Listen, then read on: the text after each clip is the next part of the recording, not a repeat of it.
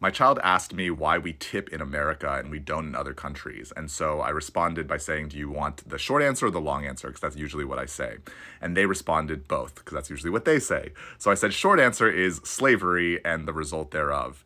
And they were like, can you explain longer? And I go, yes. Imagine if you have a bunch of enslaved people and you treat them very cruelly. One of the things that enslaved and oppressed people will have to do as a survival tactic is to be polite to their masters, especially in the house, especially in things that are service oriented.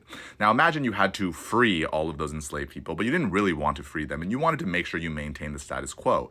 Would you institute a system in which you paid them a fair, livable wage and just expected them to behave like decent human beings? You cannot do that because you, in your human beingness, have oppressed people with cruelty and with enslavement. And so therefore you would then institute a system in which any kind of service industry, any kind of service occupation would not be paid simply for the doing of that job with the human expectation of kindness. Instead, what you would make sure is to have a system in which they have to be polite to you in order to have a livable wage. And that you, as the oppressor, could have control over that by justifying their wage with a tip that would be dependent on how polite they were to you, so that these formerly enslaved people or future enslaved people will have to be polite to you. And they thought about that and they were like, that makes a lot of sense and is also terrible and not fair.